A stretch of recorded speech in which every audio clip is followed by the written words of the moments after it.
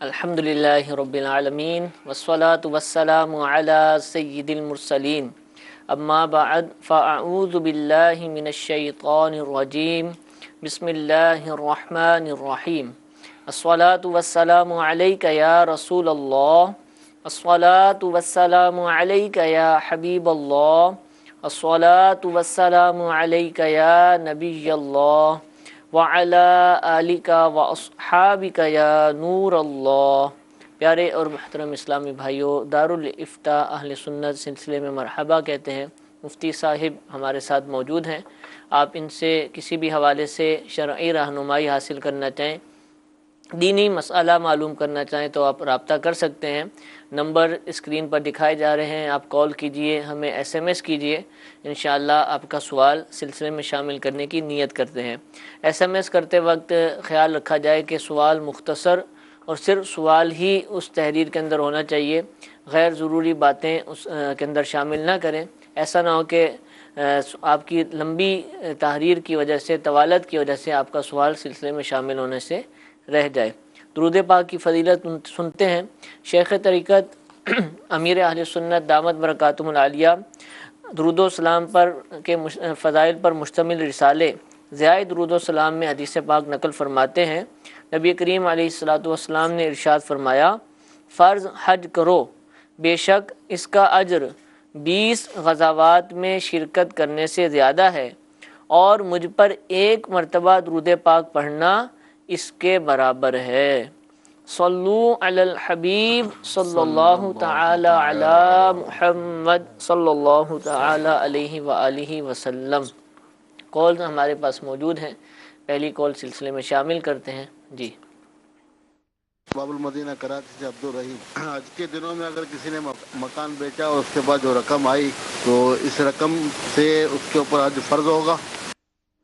جی حضور، حج کے دنوں میں مکان بیچا، اچھا اسی طرح حج کے دنوں میں ریٹائرڈ ہوا اپنی کسی جاب سے، اس کو گریجویٹی فنڈ وغیرہ ملا، یا حج ہی کے دنوں میں بی سی کھلی، رقم آ گئی، تو اب یہ مختلف چیزیں ہیں کہ وہ اگرچہ تھوڑے دنوں میں کسی اور کام میں صرف ہو جائیں گی، شادی کرنے میں استعمال ہو جائے گی یا کسی اور میں، لیکن اب چونکہ حج کے دن ہیں، فارم بھرے جا رہے ہیں، رقم اس کے پاس موجود ہے، تو حج فرض ہو جائے گا۔ الحمدللہ رب العالمین والصلاة والسلام علی سید الانبیاء والمرسلین۔ جیسے کہ سائل محترم کا جو اپنا ایک سوال تھا کہ اگر کسی نے حج کے ان دنوں میں، جن دنوں میں حج کی فارم وغیرہ بھرے جاتے ہیں، اپنا مکان بیچا ہے تو کیا اس قیمت کے اوپر جو حاصل ہوئی ہے حج لازم ہوگا یا نہیں ہوگا؟ تو یہ دیکھا جائے گا کہ ان کی یہ جو مکان بیچ کر بسا اوقات یہ ہوتا ہے کہ دوسرا ہی مکان خریدنا ہوتا ہے، جی جی، یہ بکے گا تو اب دوسرا ہی مکان ان کو خریدنا تھا، تو اب چونکہ ایک ضرورت کی چیز سے دوسری ضرورت کی چیز کی طرف یہ منتقل ہو رہے ہیں۔ اب یہ دیکھ لیں کہ اگر اس مکان کو بیچ کر جو رقم حاصل ہوگی دوسرا مکان میں لگ جائے گی تو اس کے بعد کچھ نہیں بچتا ان کے پاس، حاجت و ضرورت سے زائد اتنا مال اسباب کہ جس کے ذریعے یہ سفر حج کے اخراجات برداشت کر سکیں، اور اپنی غیر موجودگی میں جو ان کے اوپر نان نفقہ ان کے اہل و عیال کا لازم ہے وہ بھی یہ کر سکیں، اتنا مال نہیں بچتا تو پھر حج لازم نہیں ہوگا۔ ٹھیک ہے۔ اور اگر ضرورت سے زائد کوئی مکان تھا، وہ ویسا تھا اور وہ بیچ دیا ہے، اور جو رقم حاصل ہوئی ہے فی الوقت کسی بھی مکان میں اس کو صرف نہیں کرنا، وہ رقم جو حاصل ہوئی ہے وہ اب اکاؤنٹ میں رہے گی، برقرار رہے گی، ٹھیک تو ہے، حاجت و ضرورت سے اگر وہ رقم زائد ہے تو پھر حج کی صورت ان کے اوپر بنے گی۔ ٹھیک، تو اسی طرح جو گریجویٹی اور دیگر ذرائع سے جو رقم آ جاتی ہے، جس میں سے ایک مثال آپ نے کمیٹی کھولی اور یوں رقم آ جاتی ہے، تو کمیٹی میں کھلنے والی رقم کی کچھ صورتیں یہ ہوتی ہیں کہ بسا اوقات جمع کراتے کراتے کراتے وہ آخر میں ہی جا کے کھلتی ہے، کھلتی ہے، ٹھیک ہے، اور جس وقت کھلی ہے وہ حج کا موسم ہے کہ قافلے بن رہے ہیں، فارم بھرے جا رہے ہیں، اور ان کو جب رقم ملی ہے تو ان کی اپنی ہی رقم مل رہی ہے جو انہوں نے جمع کرائی ہوئی تھی، تو جب وہ رقم مل رہی ہے اور حاجت و ضرورت سے وہ فارغ ہے اور حج کے شرائط میں اگر پائے جا رہے ہیں تو حج ان کے اوپر لازم ہوگا، ٹھیک ہے، یعنی حج بھی اس رقم سے وہ کر کریں، سکیں۔ ٹھیک ہے، اور اگر ایسا ہے کہ عام طور پہ جیسے پہلی دوسری بیسیاں لوگوں کو مل جاتی ہیں، اب وہ جو رقم ملی ہے وہ ان کے اوپر قرضہ چڑھ جاتی کیونکہ ہے، انہوں نے قرض ابھی کے بقیہ واپس کرنے ہیں۔ اب جتنے انہوں نے 5 لاکھ کی اگر بی سی لی ہے یا 3 لاکھ کی ان کو بی سی ان کو مل گئی شروع میں ہی، تو اب یہ 3 لاکھ ان کے اگرچہ ہو گئے، لیکن اس 3 لاکھ میں انہوں نے اگر 1-2 بیسیاں جمع کرائی ہوں گی تو اس کے بعد اس کے علاوہ جو بقیہ رقم ہے وہ ان کے اوپر قرضہ ہے۔ ٹھیک ہے، تو حج کے لیے جو رقم ہوتی ہے اس میں اس چیز کو بھی مد نظر رکھا جاتا ہے کہ وہ قرض میں ڈوبی ہوئی رقم نہ ہو، ٹھیک ہے، یا اگر قرضہ ہے تو قرض ادا بالفرض کریں تو اس کے بعد بھی اتنا مال اسباب بچے کہ جس کے ذریعے سے وہ حج کا سفر بآسانی کر سکیں اور آنا جانا ممکن ہو، اور گھر کے اخراجات جو ان کی غیر موجودگی میں ہوں گے وہ بھی پورے ہو سکیں۔ تو اس طرح کی صورتیں ان کو دیکھنی ہوں گی۔ ٹھیک ہے۔ اور مزید اگر آپ تفصیلات جاننا چاہتے ہو تو مدنی چینل کا ایک بہت ہی پیارا سلسلہ کچھ دنوں پہلے براہ راست نشر کیا گیا تھا، اور ہر سال یہ سلسلہ ہوتا ہے، حج کس پر فرض ہے، حج کس پر فرض ہے۔ مفتی علی اصغر عطاری صاحب دامت برکاتہم العالیہ یہ سلسلہ تقریباً ہر سال ہی کرتے ہیں، اور کن کن لوگوں پر حج فرض ہے، اور خاص طور پر حج کے جو فارم بھرے جاتے ہیں تو ان دنوں میں بھی اس کے حوالے سے ضرورت ہوتی ہے کہ حج کی فرضیت کا پتہ چل جائے۔ تو اس کی الحمدللہ معلومات اس سلسلے میں موجود ہیں۔ کئی دفعہ یہ نشر مقرر کے طور پر یعنی ریپیٹ ٹیلی کاسٹ بھی کیا گیا، اور اگر آپ دیکھنا چاہتے ہیں تو دعوت اسلامی کی ویب سائٹ پر آپ اس سلسلے کو دیکھ سکتے ہیں، حج کس پر فرض ہے، تو انشاءاللہ آپ کو معلومات مل جائیں گی۔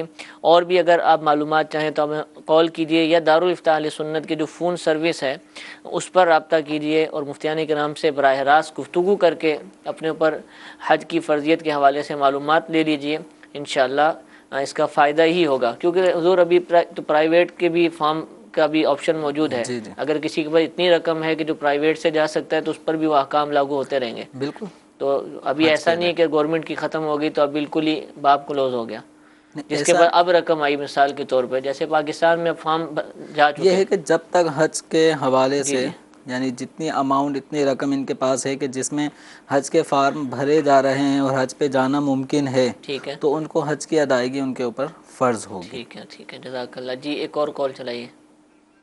نکاح میں کتنے کلمے اور کون کون سی آیات پڑھنا ضروری ہے؟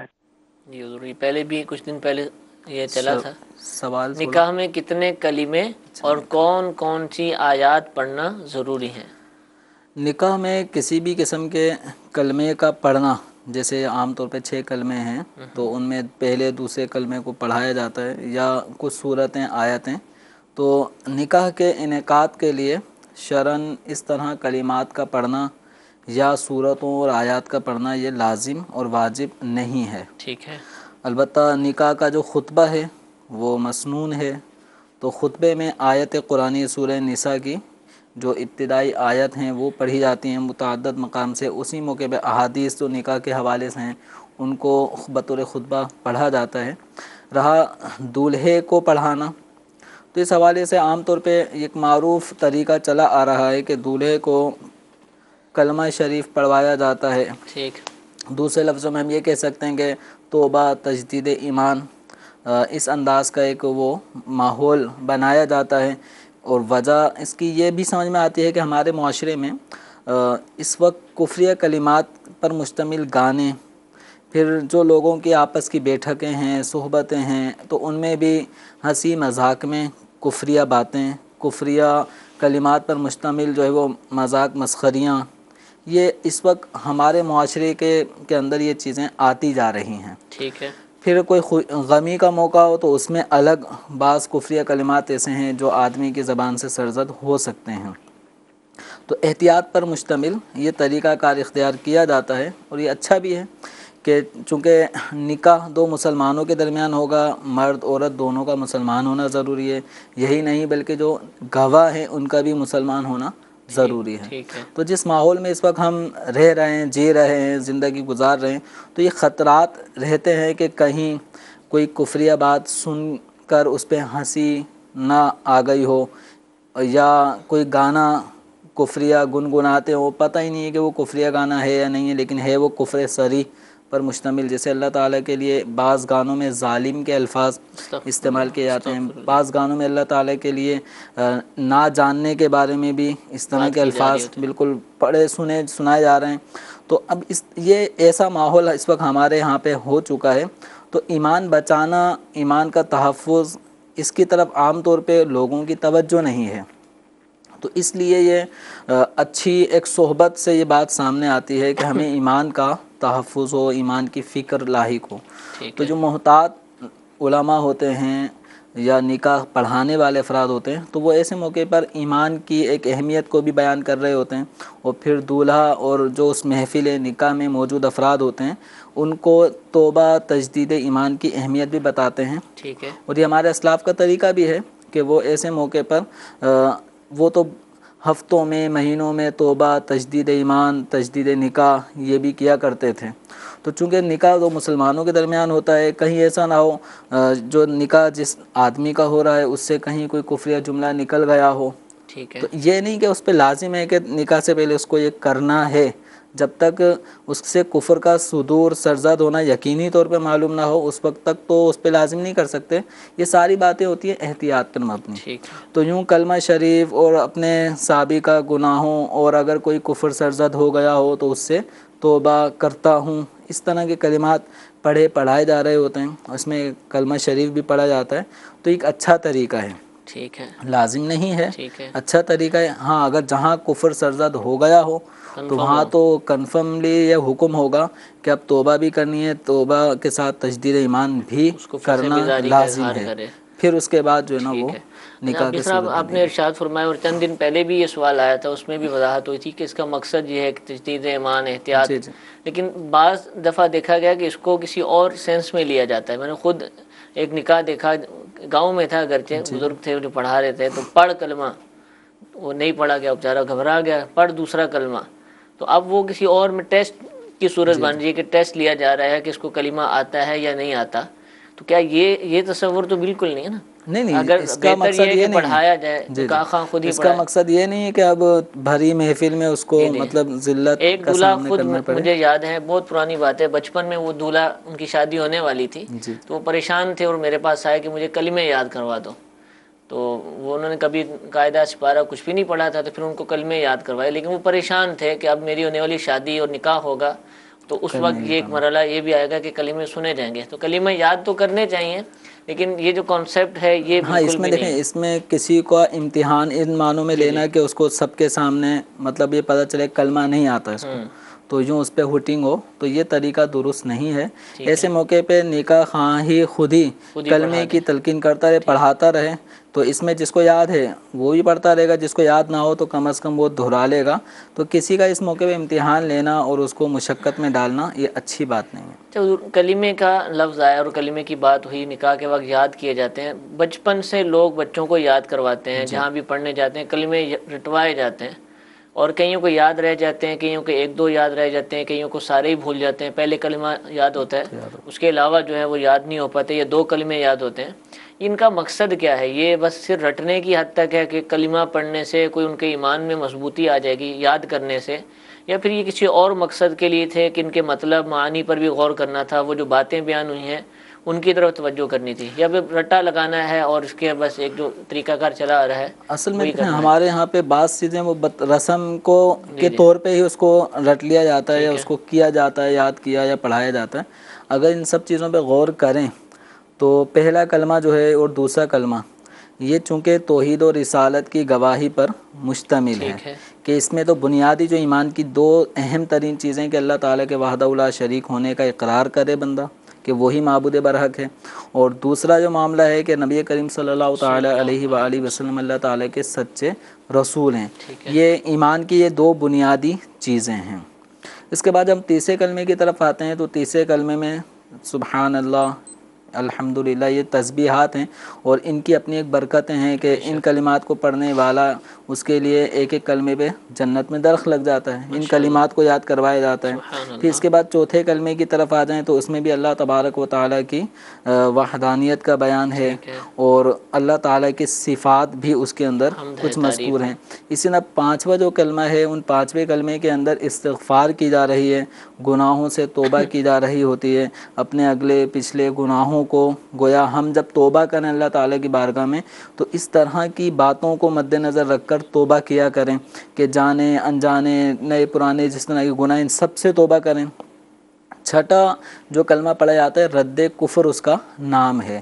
تو اس کے اندر یہ ہوتا ہے کہ کفر اور کفر تک لے جانے والے جو گناہ ہیں ان تمام کا نام لے لے کر انسان جو ہے وہ اللہ تعالیٰ کی بارگاہ میں توبہ کر رہا ہوتا ہے.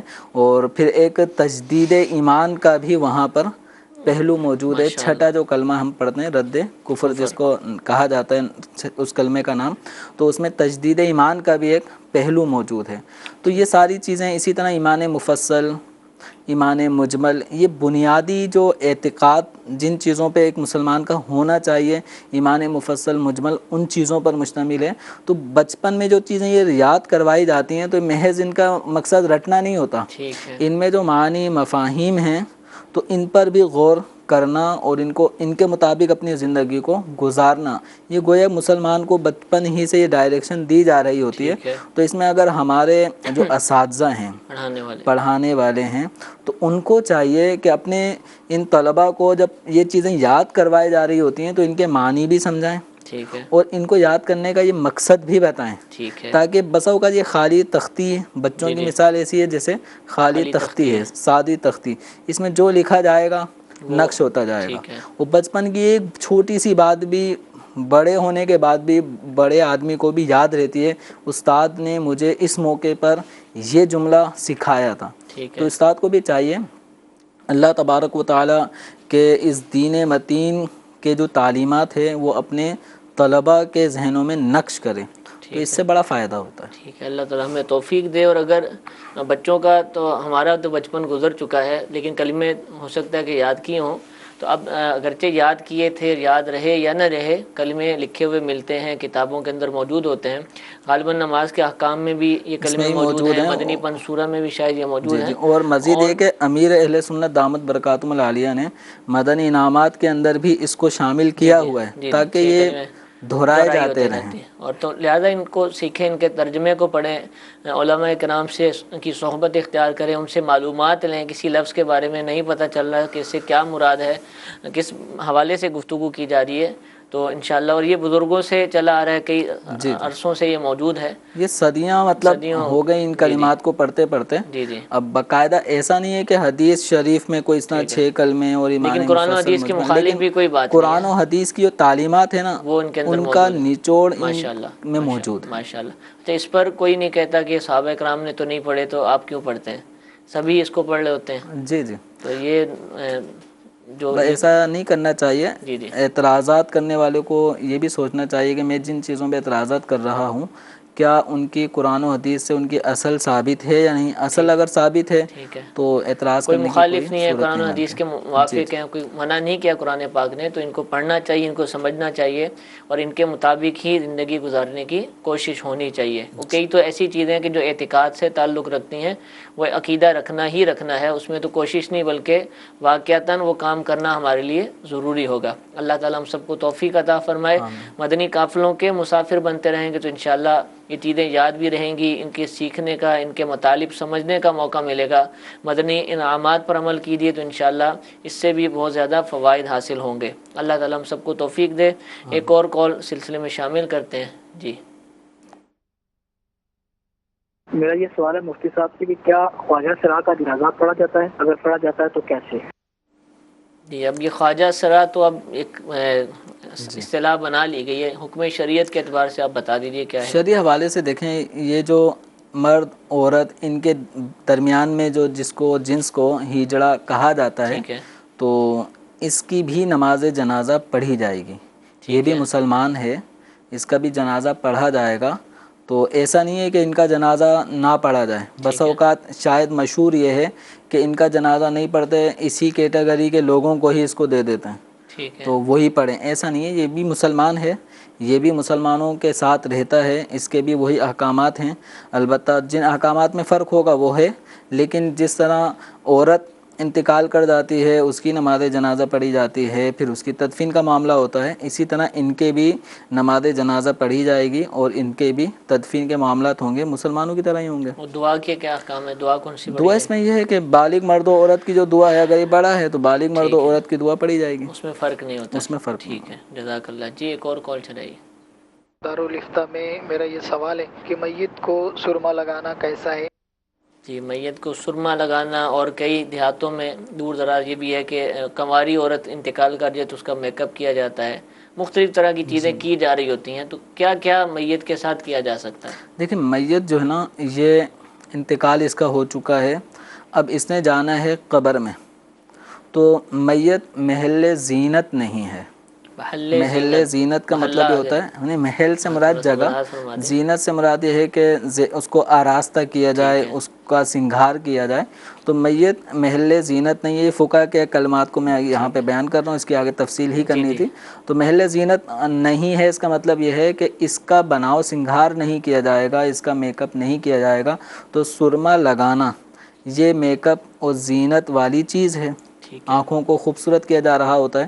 تو جو آپ نے مزید سوال جو ایڈ کیا ہے کہ غیر شادی شدہ کنواری کم عمر بچیوں کا جو انتقال ہو جاتا ہے تو ان کو بھی اس طرح سے میک اپ کرنا، یہ اس کی بھی ممانعت ہے۔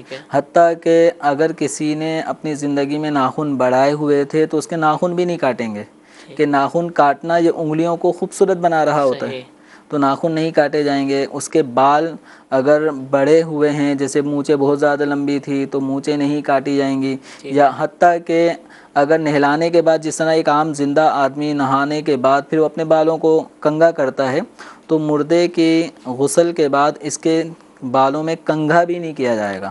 اگر داڑھی ہے تو داڑھی میں بھی کنگھا نہیں کیا جائے گا، کہ کنگھا کرنا بھی ایک زینت والا کام ہے، وہ مردے کے ساتھ بناؤ سنگھار کا معاملہ نہیں کر سکتے، یعنی کچھ بھی نہیں کرنا، بالکل اس کو سادہ رکھنا ہے۔ ہاں البتہ جہاں شریعت مطہرہ نے کچھ چیزیں بیان کی ہیں، جیسے کہ اس کے جو اعضائے سجود ہوتے ہیں، جیسے پیشانی یہ زمین پہ سجدے میں رکھتا ہے، اسی طرح اس کے ہاتھ ہیں، اس کے گھٹنے ہیں، اس کے قدم ہیں، تو جو اعضائے سجود ہیں ان کے اوپر خوشبو لگائی جائے۔ ماشاءاللہ۔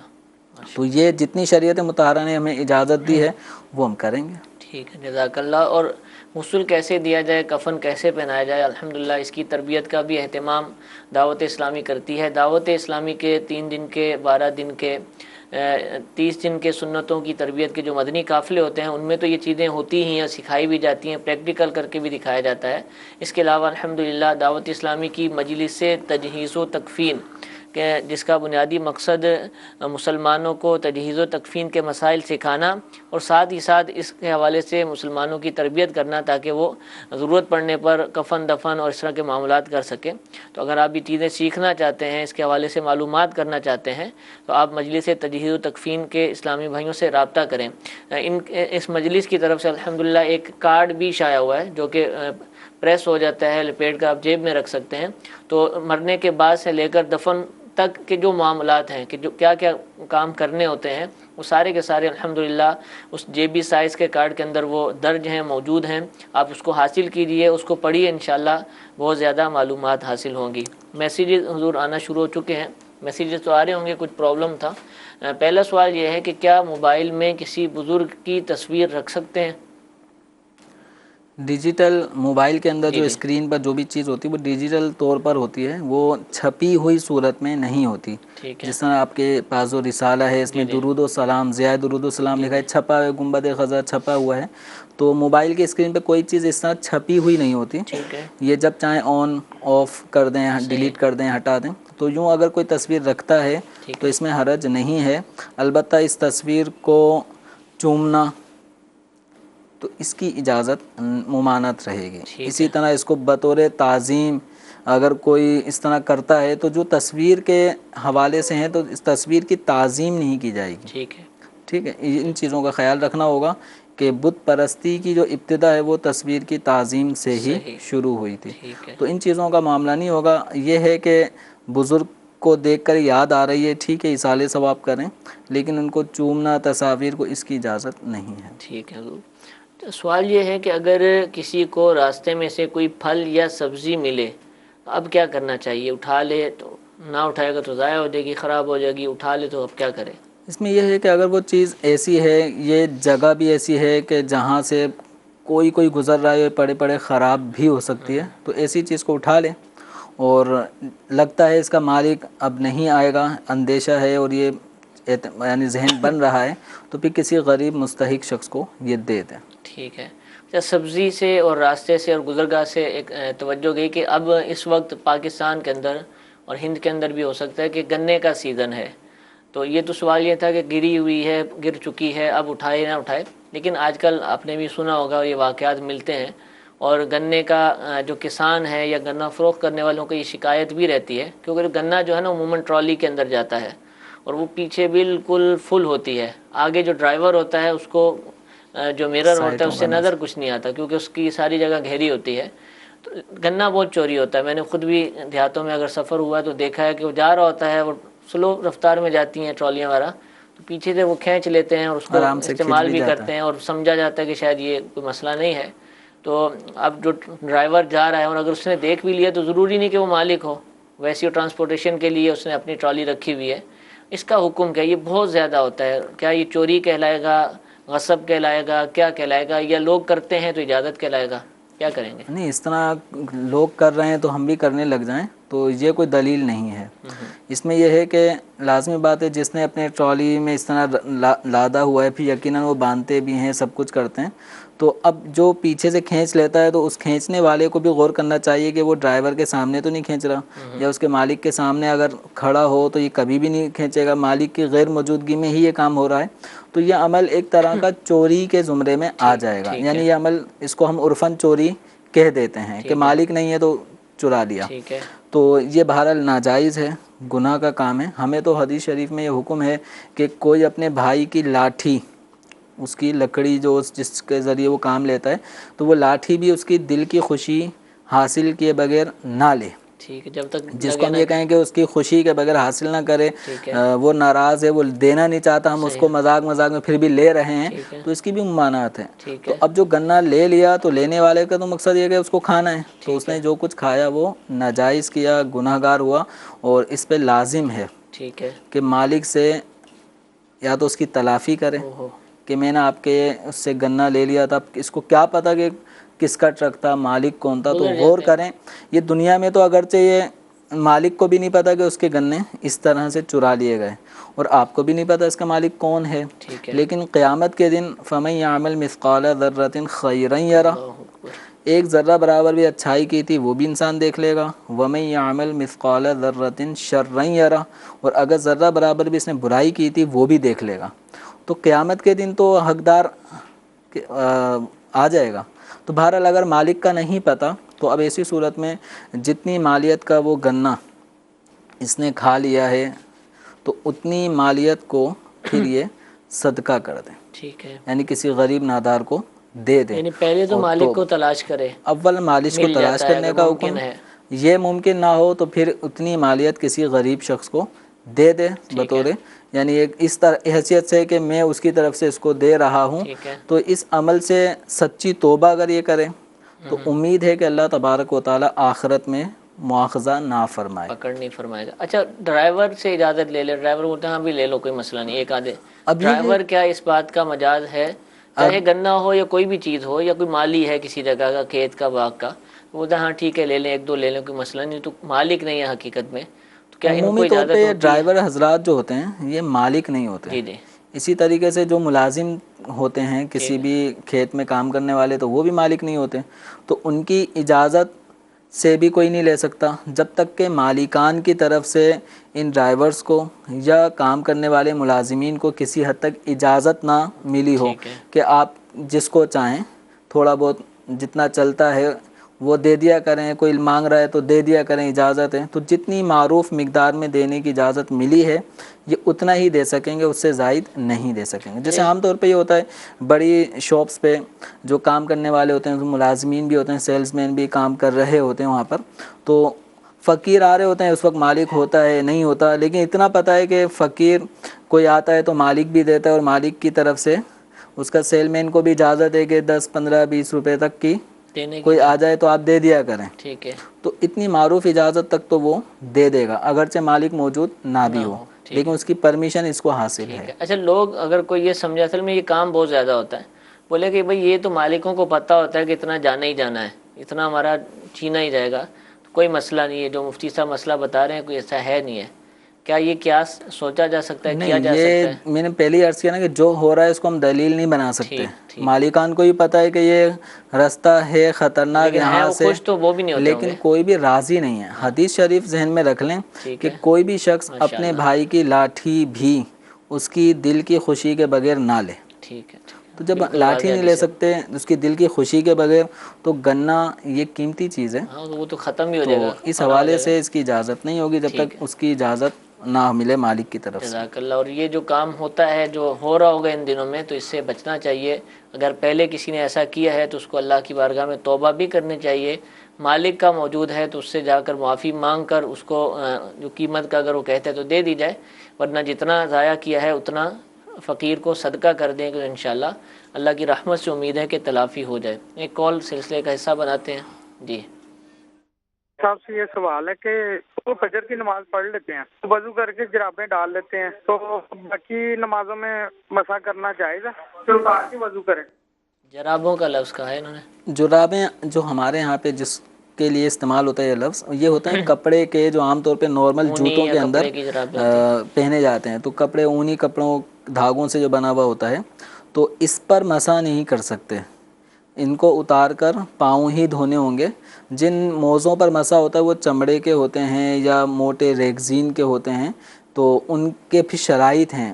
ان کے مطابق وہ موزہ اس قابل ہو جاتا ہے اگر ان شرائط کو پورا کر رہا ہو. موزے کے اپنے شرائط ہیں، تو پھر اس پہ مسح کرنا یہ کفایت کرے گا، اب دھونے کی حاجت نہیں ہوگی. ٹھیک ہے. لیکن جو عام طور پہ ہمارے جوتوں میں پہنے جانے والے موزے، یا عام طور پہ لوگ چپلوں کے ساتھ بھی وہ اونی دھاگوں والا موزہ پہن لیتے ہیں، اس پر مسح کرنا کافی نہیں ہے. ان کو اتار کے پاؤں ہی دھونے ہوں گے. ٹھیک ہے. جزاک اللہ.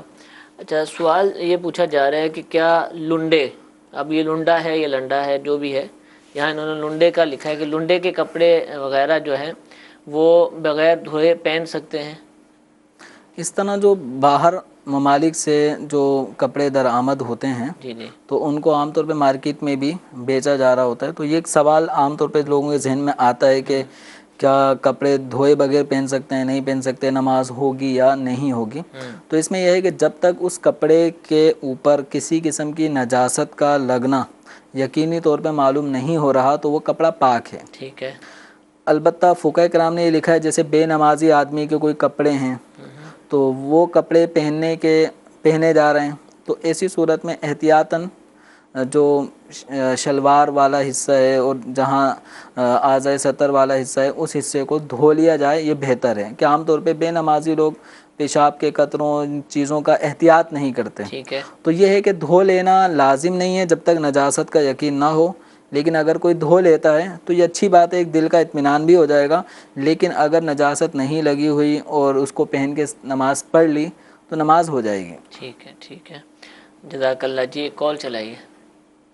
میرا سوال یہ تھا کہ مکان بیچنا چاہ رہے ہیں نا، والدہ کا مکان، تو 4 بہنیں 2 بھائی ہیں، والدہ ہیں، تو اس کا حصے کا معلوم کرنا ہے شرعی طور پہ. 4 بہنیں 2 بھائی 1 والدہ، اور مکان بھی والدہ کا ہے. تو اس کا مطلب ہے کہ والدہ محترمہ ان کی حیات ہیں، اللہ تعالیٰ انہیں دراز عمر بالخیر عطا فرمائے. تو زندگی میں جو بھی اپنا مال انسان دے رہا ہوتا ہے اپنی اولاد کو تو وہ وراثت نہیں ہوتی.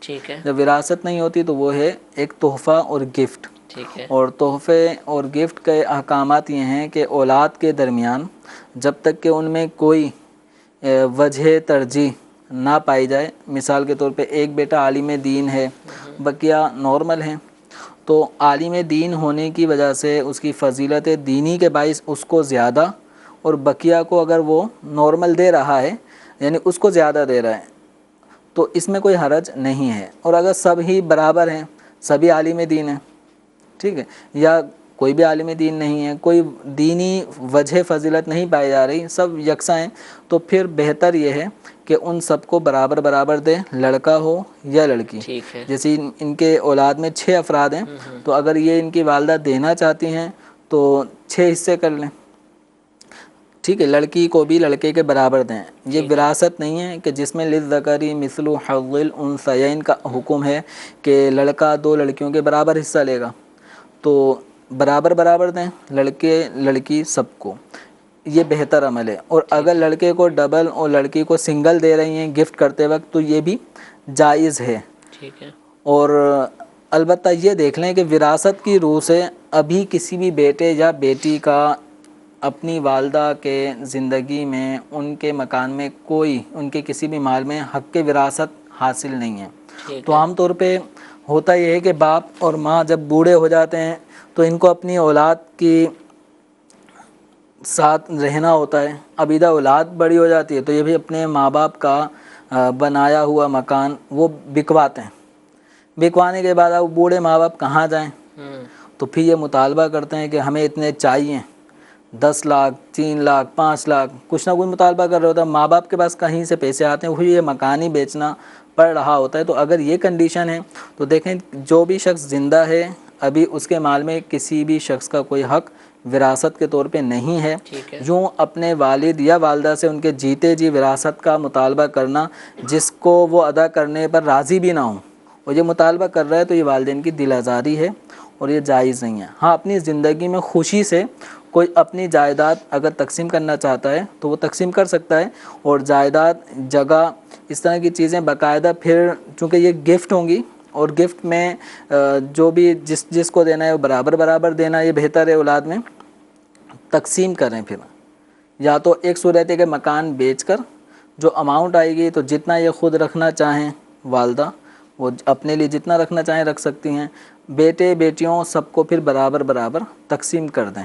اس میں کس کو کتنا ملے گا ایسا کوئی فکس معاملہ نہیں ہے کیونکہ یہ وراثت نہیں ہے، یہ گفٹ ہے۔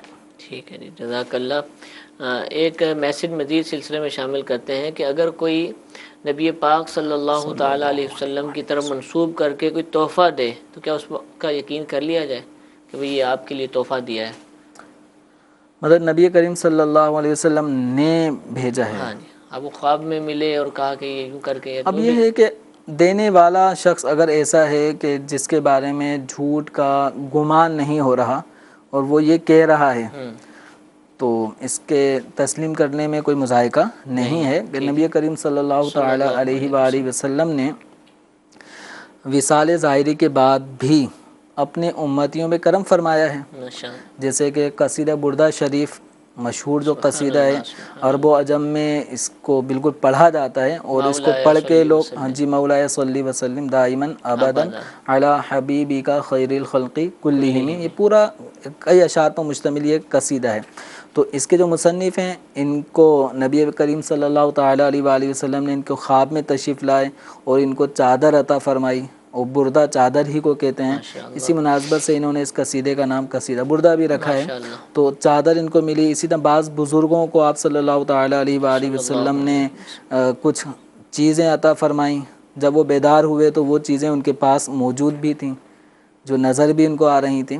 تو یہ ممکن ہے، اس میں کوئی ایسا ناممکن ہونے والی کوئی بات نہیں ہے۔ ٹھیک ہے، آخری سوال کہ قبر میں جو 3 سوال پوچھے جائیں گے وہ کون کون سے ہیں، یہ ارشاد فرمائیں۔ پہلا سوال یہ ہوگا من ربک، تیرا رب کون ہے۔ دوسرا سوال ہوگا ما دینو کا، تیرا دین کیا ہے۔ تیسرا سوال ہوگا ما کنت تقول فی حق ھذا الرجل، کہ تو اس ہستی کے بارے میں دنیا میں کیا کہا کرتا تھا۔ تو یہ 3 سوالات قبر کے اندر ہوں گے۔ عام طور پہ یہ کتابوں میں بھی پڑھنے کو ملتے ہیں اور مسلمانوں کو یاد بھی ہیں، بس یہ ہے کہ جس نے اس دنیا میں نیک اعمال کیے ہوں گے ان سوالات کے جوابات دینے میں اس کو آسانی ہوگی۔ فضل خدا اگر شامل ہوا اور اگر گناہوں بھری زندگی گزاری اور اللہ نہ کرے کہ گناہوں کے سبب ایمان کی بربادی کی کسی کی صورت بن گئی تو پھر تو جوابات میں وہ لا ادری ہی کہتا رہے گا۔ اللہ تعالی ہم سب کو برے خاتمے سے محفوظ فرمائے۔ آمین آمین۔ اللہ تعالی ہم سب کی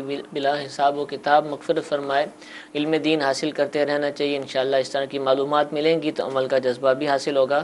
ہمارا آپ سلسلہ دیکھتے رہیے، مدنی چینل دیکھتے رہیے، مدنی مذاکرے دیکھتے رہیے، مکتبۃ المدینہ سے جو شائع شدہ کتب ہیں، علماء کرام کی جو کتب ہیں ان کا مطالعہ کرتے رہے، انشاءاللہ اس طرح کی معلومات حاصل ہوں گی۔ اللہ تعالی ہم سب کو عمل کی توفیق عطا فرمائے۔ کل انشاءاللہ پھر اسی وقت دارالافتاء اہل سنت کے سلسلے کے ساتھ حاضر ہوں گے۔ اللہ تعالی ہم سب کو اس کو بھی دیکھنے کی توفیق عطا فرمائے۔ آمین بجاہ النبی الامین صلو علی الحبیب صلی اللہ تعالی علی محمد صلی اللہ علیہ وسلم۔